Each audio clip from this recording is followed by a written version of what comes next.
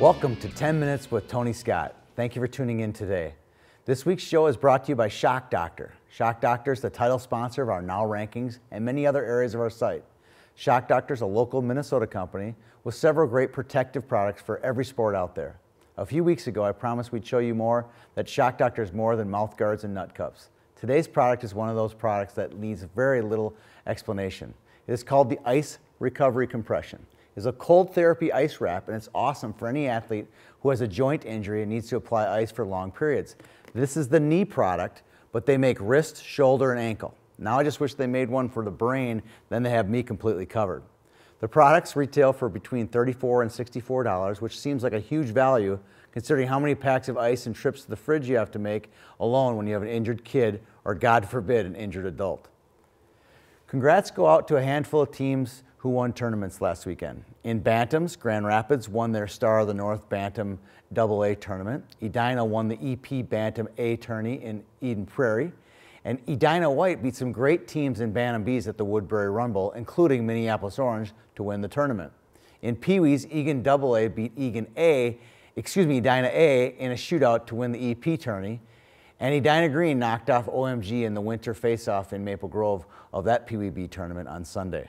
Congrats to all the teams who got some hardware this past weekend. Two big tournaments in White Bear this weekend, the Moose Goheen Pee Wee AA and the Bantam AA.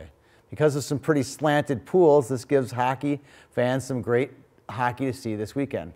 Here are two matchups that we like. White Bear Lake versus Osseo Maple Grove on Saturday morning at 9:30 at the Sports Center in Pee Wee AA. This is essentially the number 4, number 5 team in the state the last month or so. This game should be a dandy. In the Bantams, you gotta love the Centennial Tonka game Saturday morning, 10:15 at Vadnais. I gotta go with Edina this week in the Bantams. They are finally healthy, getting Peter Tabor and Stephen Dahl back, and have been great the past couple weeks. They will sneak past either Centennial or Tonka. And at the Pee Wees, gotta go with Minneapolis Storm. They're big, they're strong, and talented all sides of the ice. They have Mackie Zabinski and Joe Miller up front, and Will Svendal at D, and probably this year's top newcomer to Minnesota hockey, goalie Karan Marioka. We see the Storm getting past either Edina or Rosemont.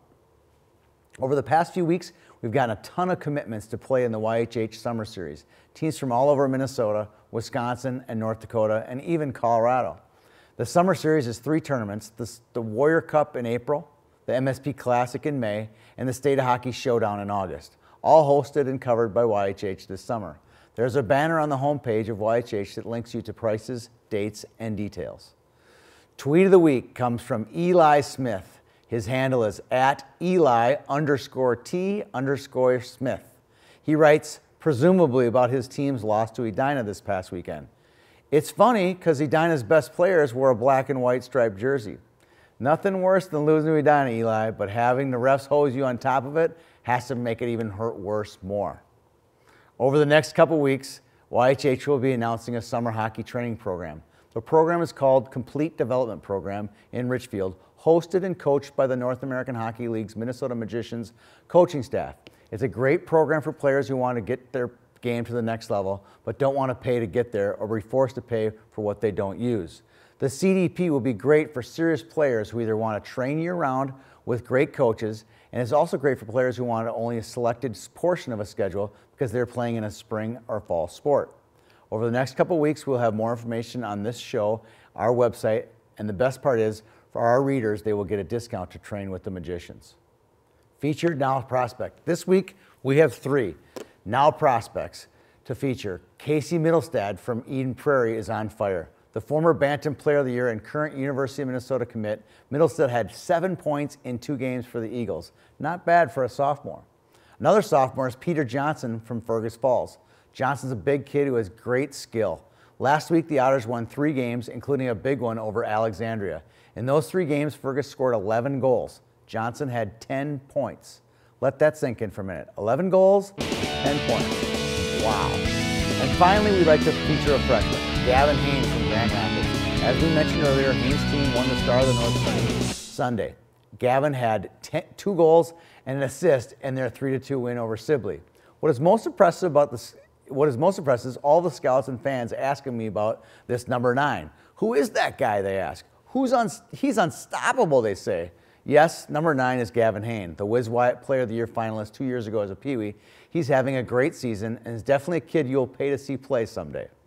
Boom Roasted.